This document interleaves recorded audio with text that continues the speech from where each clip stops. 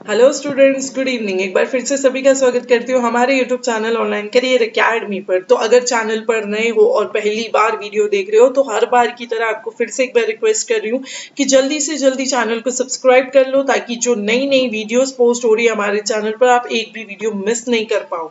Okay, तो मेरे channel पर जैसे कि आप देख सकते हैं कि जनरल साइंस के साथ साथ जनरल नॉलेज, ये दो कोर्स तो स्टार्ट हो चुके हैं इंडियन आर्मी के, वेरस पटवार का मैथ्स का सिलेबस भी आपका स्टार्ट हो चुका है। तो जल्दी से जल्दी जो है चैनल को सब्सक्राइब कर लो, ताकि आप एक भी वीडियो मिस नहीं कर पाओ। हमारी तरफ से जितनी भी हेल्प हम आपको दे पा रहे हैं, आप जो है बिल्कुल फ्री में वो हेल्प ले सको। ओके, तो जल्दी से जल्दी सब्सक्राइब कर लो और वीडियो प्लीज एंड तक देखिएगा। और वीडियो पसंद आती है तो वीडियो को लाइक जरूर करिएगा। और आपको वीडियो के रिलेटेड, कोई भी वीडियो के रिलेटेड कुछ भी डाउट हो, आप वहां पे कमेंट सेक्शन में बता सकते हैं। हम जो है पूरी तरीके से आपके सॉल्व करेंगे वो डाउट्स और पूरी हेल्प करने की कोशिश करेंगे। ओके, तो शुरू करते। देखिए, तो पहले दो टर्म्स जो है, दो टॉपिक मैंने जो एक्सप्लेन कर दिए मेरी प्रीवियस वीडियोस में, वहां पे हमने क्वेश्चंस भी सॉल्व किए थे, एमसीक्यूज भी सॉल्व किए थे। तो अभी वाली वीडियो जो है, यहाँ पे हम जो है तीसरा टॉपिक स्टार्ट करने वाले जो है आपका इकोनॉमिक टर्म्स। ओके, तो इकोनॉमिक टर्म्स की अगर मैं बात करूं, तो अगर आप इकोनॉमी के स्टूडेंट्स हो तो आप जो है बहुत ही क्लियरली ये समझ पाओगे कि इकोनॉमिक टर्म्स की बात क्या कर रही हूं मैं, आपको यहाँ पे क्या एक्सप्लेन करना चाहती हूँ। तो हमारे पूरे साल की इकोनॉमी की अगर मैं बात करूं, जैसे कि पूरे साल का अगर देश का इकोनॉमी बोलो या आपके घर का इकोनॉमी बोलो या कोई भी इकोनॉमी की अगर मैं बात करूं, तो ये वो डिफाइन करती है कि आपको जो है पूरे साल का ओवरऑल टर्म्स आपको बताना है, पूरे साल का ओवरऑल जो है आपके अप्स एंड डाउन्स आपको बताने हैं। ओके, तो पहला टॉपिक है मेरा आर्बिट्रेशन। तो अगर मैं बात करूं आर्बिट्रेशन, तो आर्बिट्रेशन का मतलब क्या होता है? पंचाट। ओके, तो आर्बिट्रेशन को हिंदी में हम पंचाट बोलते हैं। तो आर्बिट्रेशन क्या होगा? अगर मैं एम्प्लॉयर हूं, मेरी कुछ प्रोडक्ट मैं सेल कर रही हूँ, अदरवाइज मैं जो है एम्प्लॉयर, यानी मेरी कंपनी चल रही है और मेरे पास आप लोग जो है एम्प्लॉय हो, तो आपके और मेरे बीच जो प्रॉब्लम्स है जिसे हम सॉल्व करेंगे वो होती है आर्बिट्रेशन। मतलब हम दोनों जो है एक दूसरे के साथ में, हमारे बीच की जितनी भी प्रॉब्लम्स है उसको सॉल्व करने का जो तरीका होता है उसे बोला जाता है पंचाट या तो आर्बिट्रेशन।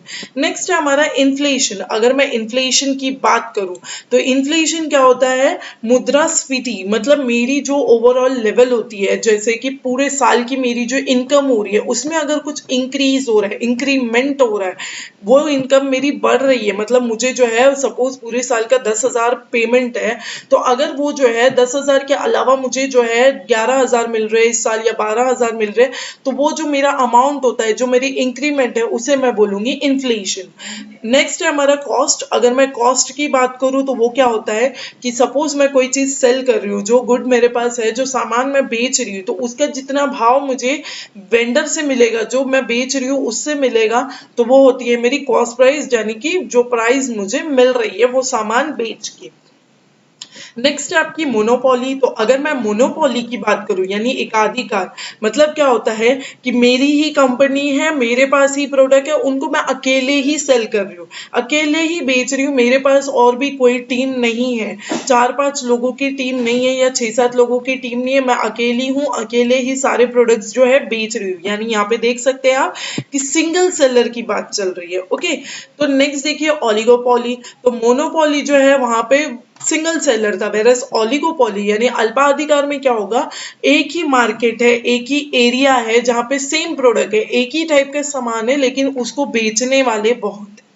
एक ही सामान है, फॉर एग्जाम्पल कोई भी एक सामान की बात कर लो या कोई भी एक बिस्किट की बात कर लो, तो वही सेम ब्रांड का बिस्किट जो है उसे बेचने वाले बहुत लोग हैं वही सेम एरिया में, तो उसे हम बोलते हैं ओलिगोपोली। नेक्स्ट है एफिशिएंसी यानी दक्षता। तो कोई भी चीज की एफिशिएंसी, मतलब अब जैसे मेरे पास जो है सर्टेन अमाउंट का सामान है, बट मुझे जो है वो सामान जो है रिसोर्स के हिसाब से मुझे कम ही पड़ रहा है, मुझे और चाहिए वो सामान, तो वो होती है आपकी एफिशिएंसी यानी दक्षता। अब आएगी बात डिप्रिशिएशन की। तो हमने इन्फ्लेशन देखा, अब हम बात करेंगे डिफ्लेशन और डिप्रिशिएशन की। तो जब मैं डिप्रिशिएशन की बात कर रही हूँ, यानी मूल्यह्रास की बात कर रही हूँ, तो मेरी जो वैल्यू होगी, जो स्टॉक मार्केट में जो है प्राइस चल रही है कोई भी प्रोडक्ट की, वो प्राइस से कम प्राइस में मुझे चीजें बेचनी पड़ रही है, तो मैं वहां पे बात कर सकती हूँ डिप्रिशिएशन की। और डिफ्लेशन क्या होगा? तो डिफ्लेशन मतलब कि मेरी जितनी भी ओवरऑल प्राइस होती है, यानी मेरी साल की इनकम बोलूँ या मेरी महीने की इनकम बोलूँ, उसमें जो कमी हो रही है उसे मैं बोलूंगी डिक्लाइन, यानी कम पड़ना, डिफ्लेशन।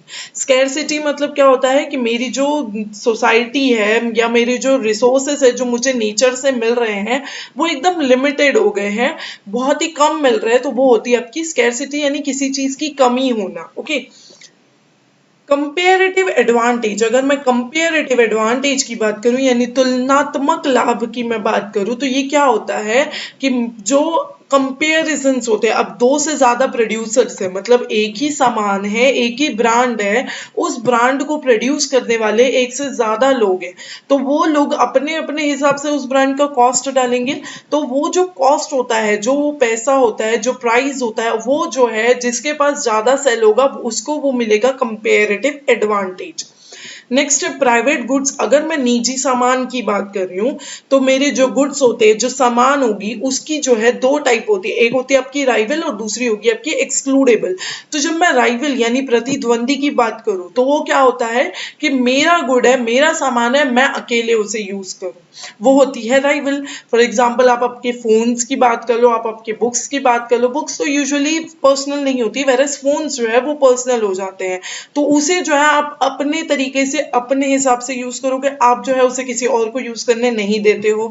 ओके, और एक्सक्लूडेबल क्या होता है, एक्सक्लूडेबल मतलब वही सामान जो है सब यूज कर रहे हैं, तो वो होती है मेरी एक्सक्लूडेबल। नेक्स्ट है बोनस, मेरी जो मंथली सैलरी होगी या जो है पर ईयर सैलरी होगी, वेरस आप लोगों की पॉकेट मनीज होती हैं, तो उस पॉकेट मनीज में अगर आपको थोड़ा सा एक्स्ट्रा मनी मिल रहा है, जैसे आपकी पॉकेट मनी मंथली होगी 1000 रुपीज, तो वो 1000 रुपए के अलावा आपको कुछ पैसे मिल रहे हैं, तो वो होती है आपकी बोनस, जो आपको जो है एडिशनल अमाउंट मिल रहा है। बैलेंस शीट यूजुअली जो है ये अकाउंट्स के काम में आती है, जहां पे जो बिजनेस आइकन होते हैं, बड़े बड़े जो बिजनेस चलाते हैं, तो वो अपनी जो है अकाउंट्स की डिटेल्स जो है एक शीट्स बना के रखते हैं, तो वो शीट्स होती है आपकी balance sheet. Call money, loan made for very short period, अगर मुझे कुछ टाइम के लिए, फॉर एग्जाम्पल कुछ दिन के लिए या कुछ हफ्ते के लिए या कुछ महीने के लिए लोन चाहिए, तो वो जो लोन होता है वो मेरा शॉर्ट पीरियड यानी छोटे टाइम के लिए होता है, तो उसे मैं बोल सकती हूँ कॉल मनी। ओके, तो हमने जो है टर्म्स देख लिए।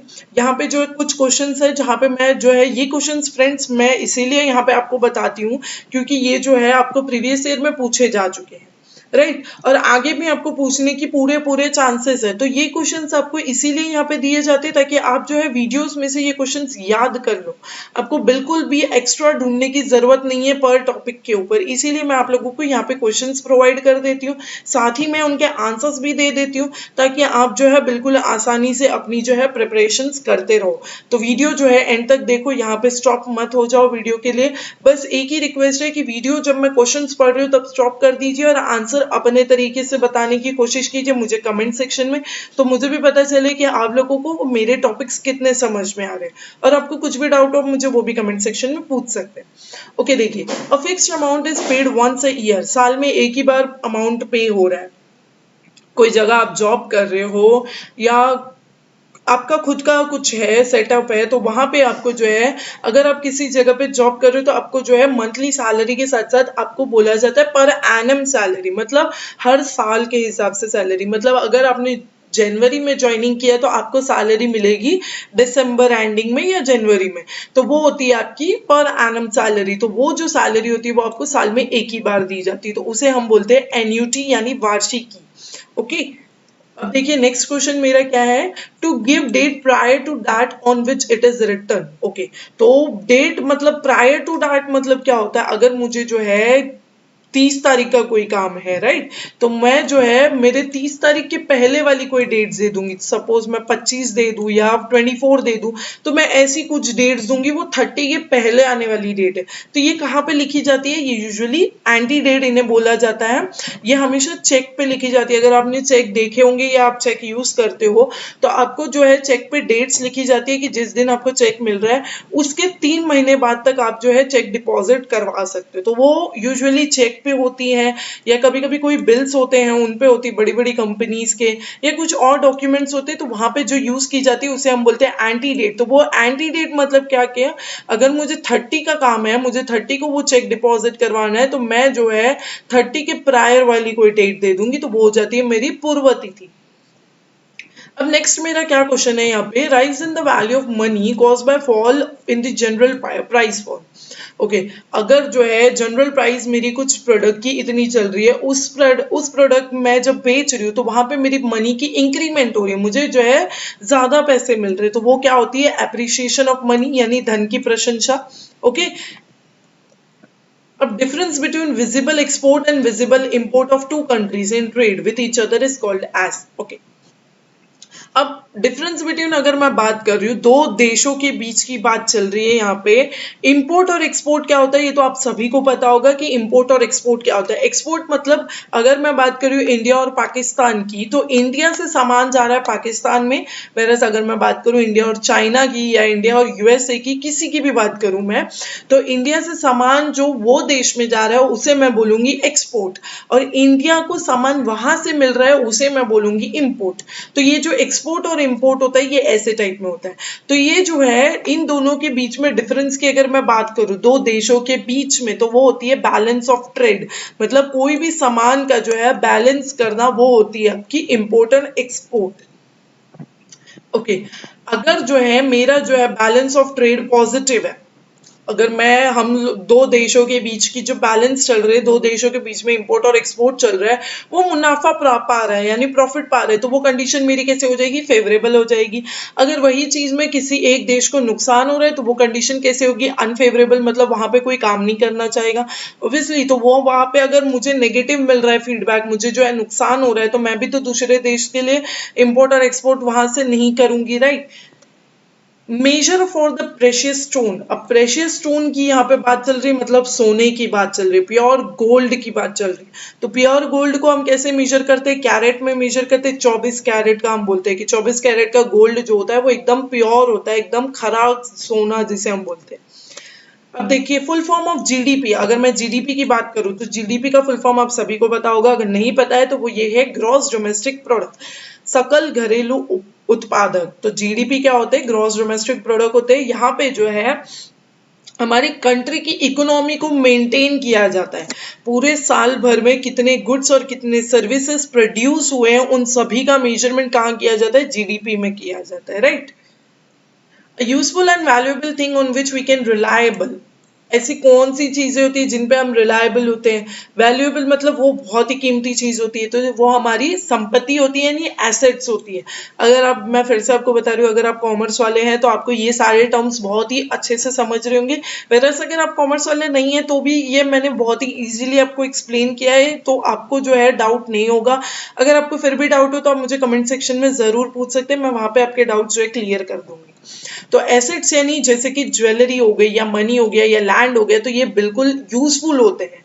ज्वेलरी, सोना बात कर लो, पैसे बात कर लो, ये जमीन बात कर लो, ये सारी चीजें जो है यूजफुल होती है और ये बहुत ही वैल्यूएबल चीजें होती है। ओके, पेइंग ऑफ गुड्स और services to other person instead of,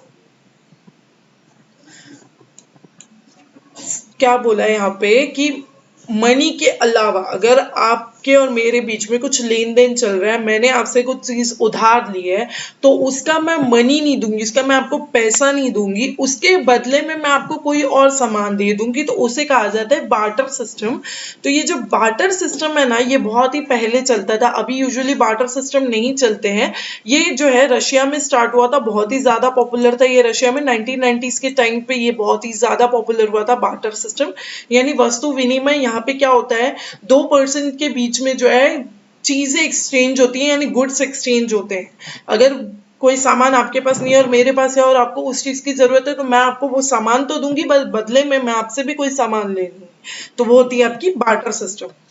addition to normal payment to share holders by company. Okay, अब मेरी नॉर्मल पेमेंट चल रही है, राइट, मंथली इनकम चल रही है, तो दिवाली आई, होली आई, तो वो टाइम पे मेरी कंपनी मुझे जो है एक्स्ट्रा पेमेंट दे रही है। तो उसे मैं क्या बोलूंगी, उसे बोलते हैं बोनस। क्यों? क्योंकि मुझे जो है या तो मैंने कोई गोल सेट किया, या तो वो कंपनी को प्रॉफिट दिलवा रही हूँ मैं, तभी वो चीजें मिलती है, या तो फिर दिवाली की बोनस होती है, होली की बोनस होती है। तो ऐसे कुछ टाइप की बोनस होती है जो कंपनी वाले प्रोवाइड करते हैं, उसे हम बोलते हैं bonus. Okay, sorry. Full form of OCED. अब ओसीईडी क्या होता है, तो यहाँ पे देखो, जो ओसीईडी होता है वो होता है आपका organisation for economic cooperation and development, आर्थिक सहयोग और विकास संगठन। सहयोग करना, कोऑपरेट करना, डेवलपमेंट होते देखना यानी विकास होते देखना। तो ओईसीडी ये वो कंपनी होती है, ओईसीडी जो है हर एक इंडिविजुअल कंट्री की अलग अलग होती है, जहां पे जो है हमारी इकोनॉमी में हेल्प करना और हमारी इकोनॉमी को ग्रो करने का काम जो है ये लोग संभालते हैं, जिसे हम बोलते हैं organisation for economic cooperation and development. Difference between basic pay and total earning. Basic pay जो चल रहा है, नॉर्मल पेमेंट, टोटल अर्निंग मतलब जितना पूरा मैंने जो है कमाया है, ओवर टाइम पेमेंट्स कर रही हूँ मैं। जैसे अब मैं, मेरी बेसिक पे जो है वो बहुत ही लो चल रही है, राइट, तो मुझे जो है ओवर टाइम कर रही हूँ या कंट्री, मेरी जो कंपनी है उसे प्रॉफिट दिलवा रही हूँ, तो वो जो पेमेंट मुझे मिलती है उसे क्या कहा जाता है, वेज ड्रिप यानी वेतन विभाग। तो ये जो है such as overtime payment होती है, बोनस होती है, प्रॉफिट शेयर होती है, या परफॉर्मेंस रिलेटेड पे, अगर मेरी परफॉर्मेंस बहुत ही अच्छी लगी मेरी कंपनी को, तो वो जो है एक्स्ट्रा पेमेंट मुझे दे रहे, तो वो भी आती है आपकी वेज ड्रिफ्ट में। अब देखिए, assets which you can touch. ऐसे कौन से एसेट्स होते हैं, ऐसी कौन सी संपत्ति होती है जिसे आप छू सकते हैं, जिसे हम बोलते हैं मूर्त संपत्ति। तो वो होती है आपकी buildings, machinery, gold, work of arts. तो ये सारी चीजें जो है हम देख सकते हैं, छू सकते हैं, तो वो होती है आपकी टेंजिबल एसेट, जिसे हम बोलते हैं मूर्त संपत्ति। One of the most valuable asset is called as, most valuable asset, अगर मोस्ट वैल्यूएबल संपत्ति की मैं बात करूं, सबसे इंपॉर्टेंट संपत्ति तो होती है आपकी ट्रस्ट, किसी पे विश्वास करना, ये सबसे ज्यादा जो है वैल्यूएबल एसेट्स होती है। अगर मैं आपको कोई चीज बोल रही हूँ, अगर मैं यहाँ पे आपको पढ़ा रही हूँ, तो आप जो है मेरे पे विश्वास करके अगर ये सारी चीजें पढ़ रहे हैं, आपको लग रहा है कि हाँ भाई, इन्होंने जो है जितने भी एमसीक्यूज हमें करवाए हैं तो ये सारे आंसर्स इनके करेक्ट है, तो वो जो है वो हमारे बीच में एक ट्रस्ट की बात हो रही है, राइट। आप मुझ पर ट्रस्ट कर रहे हो, तो मैं भी आप लोगों को सही सही बता रही हूँ, ओके। बट अगर यही चीज आपके एग्जाम में आपके ये आंसर्स रॉन्ग हो जाएंगे, तो आप मुझ पर ट्रस्ट करोगे, नहीं करोगे, बरोबर। तो वो जो होती है आपकी मोस्ट वैल्यूएबल एसेट्स की बात चल रही है, जो ट्रस्ट होता है ये सबसे ज्यादा वैल्यूएबल एसेट होता है। एसडीआर स्टैंड्स फॉर, अगर मैं एसडीआर की बात करूं, तो एसडीआर जो है वो होती है आपकी स्पेशल ड्राइंग राइट। तो ये जो है राइट जो है ये हमेशा करेंसी के ऊपर जो बातें चल रही है, करेंसी के ऊपर, करेंसी को क्रिएट करना, करेंसी को मेंटेन करना, ये सारे राइट्स इनके पास होते हैं, okay. Chance of things not turning out as expected, अगर मैं कोई चीज को एक्सपेक्ट कर रही हूँ कि मैं यहाँ पे इतना टाइम दे रही हूँ, तो ये जो है ये टाइम मेरे देने के बाद अगर मैं सोच रही हूँ कि मैं आप लोगों के लिए वीडियो बना रही हूँ, ओके, मैं आधे घंटे का वीडियो बनाऊँ, 1 घंटे का वीडियो बनाऊँ, तो मैं इतना टाइम का वीडियो बना रही हूँ, तो मैं ये जो है एक्सपेक्ट कर रही हूँ कि मुझे जो है सामने से रिप्लाईज मिलेंगे, राइट। मुझे जो है स्टूडेंट्स जो है रिप्लाईज देंगे, मुझे जो है उनकी तरीके पता चलेंगे कि उनको समझ में आ रहा है नहीं आ रहा है, तो ये मैं एक रिस्क ले रही हूँ, मैं जो है रिस्क ले रही हूँ, क्योंकि मुझे पता है कि आएंगे या नहीं आएंगे। मैं यहाँ पे जो है क्वेश्चन मार्क चल रही है मेरी कि आएंगे या नहीं आएंगे, आप लोगों के लाइक्स आएंगे, व्यूज आएंगे, रिप्लाईज आएंगे, तो ये सब होती है एक रिस्क की बात ले रही है मैं रिस्क ले रही हूँ इस चीज का कि मुझे जो है चीज करनी है, ये थिंक करना है, ये काम करना है, बट मुझे यहाँ पर रिप्लाई आएगा या नहीं आएगा ये चीज की गारंटी नहीं है। तो ये जो है रिस्क होता है। तो रिस्क जो है हमारी इकोनॉमी का रिस्पॉन्सिबल पार्ट है, बहुत ही लार्ज पार्ट है हमारी ग्रोथ के लिए, ओके। अगर मैं रिस्क नहीं लूंगी तो जो है मेरा जो है कुछ नहीं होगा, ओके। रिस्क ले रही हूँ तो मुझे समझ में भी आ रहा है, रिस्क नहीं लूंगी तो क्या फायदा है।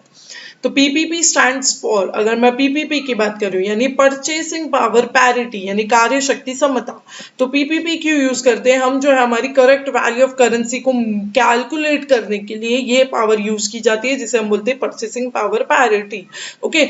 हर एक जो स्टेट होता है या हर एक देश होता है तो इनकी अलग अलग करेंसीज होती है। जैसे हमारे यहाँ पे रुपीज में चल रही है, तो कोई डॉलर्स में चल रहे हैं, तो कोई यूरोज में चल रहे हैं। तो इन सभी की करेंसीज को जो है कैलकुलेट करना कि कितना, अब जैसे हम बोलते हैं कि हमारे यहाँ का 70 रुपीज, किसी के यहाँ का $1 होता है, लाइक वाइज ऐसे एग्जाम्पल दे रही हूँ।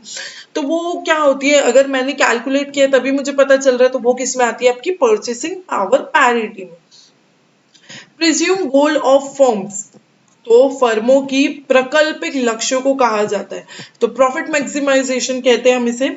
मैं जो है कोई चीज में काम कर रही हूँ, कोई चीज में कोई इन्वेस्टमेंट कर रही हूँ, तो मैं जो है प्रिज्यूम कर रही हूँ कि मुझे जो है मैक्सिमम जो है प्रॉफिट ही होने वाला है, यानी मुनाफा उच्चतम सीमा तक ले जाना। मैं जो है वो गोल को एकदम हाई लेवल पे ले जाऊंगी और मुझे जो है प्रॉफिट ही प्रॉफिट मिलने वाला है। तो बिजनेस में यूजुअली जो है ये प्रॉफिट्स जो है ये रिस्क लिए जाते हैं बिजनेस के टाइम पे। अगर आप कोई बिजनेस कर रहे हो तो आपको जो है ये रिस्क उठाना ही पड़ेगा। आपको जो है आपके गोल्स ऐसे सेट करने होंगे कि आप एक लेवल तक लेके जाओ और वहां पे आपको बहुत सारा प्रॉफिट यानी मुनाफा मिल सके। When a new firm dominates, the market is called as, okay, तो अगर कोई न्यू फर्म आ रहा है, कोई न्यू जो है प्रोडक्ट आ रहा है, कोई न्यू तरीका आ रहा है, तो उसे मार्केट में क्या कहा जाता है, ओलिगोपॉली यानी अल्पाधिकार। ओके, तो छोटे से सेलर्स, जो छोटा सा मार्केट है, यहाँ पे एक ही टाइप के सेलर्स है, एक ही टाइप के प्रोड्यूसर्स है, तो उसे बोला जाता है oligopoly. The difference made by one extra unit of something, कोई भी एक यूनिट की मैं बात करूं तो उस यूनिट में एक छोटा सा डिफरेंस भी जो है मायने लगता है, तो उसे हम बोलते हैं सीमांत यानी मार्जिनल। तो मार्जिनल मतलब क्या होता है, हमारे जो है अगर मेरा यूनिट जो है फिक्स्ड है, जैसे मंथली मुझे जो है 50 प्रोडक्ट सेल करना है, तो वो जो है अगर मैं 50 की जगह बजाय 51 कर दूंगी तो मेरा जो है मार्जिन इंक्रीज हो जाएगा। अगर मेरी मार्जिन इंक्रीज हो रही है मतलब क्या हो रहा है, मुझे जो है एक्स्ट्रा यूनिट मिल रहा है। ओके, तो वो होती है आपकी सीमांत। लिबोर स्टैंड्स फॉर, अगर मैं लिबोर की बात करूं तो लिबोर क्या होता है, लंदन इंटरबैंक ऑफर रेट। तो लिबोर जो है ये जो है टॉप क्वालिटीज बैंक्स में जो है एक दूसरे से लोन लेना होता है। अगर जो है दो बैंक ऐसे है, जैसे कि अगर स्टेट बैंक की बात करूं और पंजाब इंटरनेशनल बैंक की बात करूं, तो ये दोनों बैंक एक दूसरे से लोन ले रही हैं, तो ये दोनों बैंक जब लोन ले रही है तो ये दोनों एक दूसरे के ऊपर चार्जेस लगा रहे हैं, तो वो होती है आपकी LIBOR. Okay, London inter bank की पेशकश की दर। ओके, तो ऑफर्ड रेट मतलब क्या होता है, दो बैंक अगर एक दूसरे से लोन ले रहे हैं तो वहां पे ये दोनों इंटरेस्ट लगाएंगे एक दूसरे के ऊपर, तो वो होती है आपकी लिबोर। ओके, तो ये जो है हमने पूरे 20 क्वेश्चन यहाँ पे कवर किए हैं। जनरल साइंस का इकोनॉमिक टर्म्स हमने यहाँ पे, सॉरी, जनरल नॉलेज का इकोनॉमिक टर्म्स हमने यहाँ पे कवर किया है। तो मेरे जो है 3 टॉपिक्स कवर हो चुके हैं जनरल नॉलेज के। अगर आपने नहीं देखे हैं पहले के वीडियोस तो मैं रिकमेंड करूंगी कि आप जाके वहां देख लीजिए। और इन तीनों वीडियोस में से अगर आपको कुछ भी डाउट हो तो आप मुझे कमेंट सेक्शन में पूछ सकते हैं, वेरएज आप साइंस के लिए भी सेम कर सकते हैं। और हमारे जो मैथ्स के वीडियोस चल रहे हैं पटवार सिलेबस के, तो वहां पे भी आपको कुछ डाउट हो वो भी आप पूछ सकते हैं। Okay, thank you for watching. अगर वीडियो पसंद आई तो वीडियो को लाइक जरूर करिएगा, सब्सक्राइब कर लीजिएगा चैनल को, और जो है अपने फ्रेंड्स के साथ में शेयर करिएगा, और बेल आइकन को क्लिक कर लीजिएगा ताकि कोई भी नई नोटिफिकेशन आप मिस नहीं कर पाओ। Okay, thank you.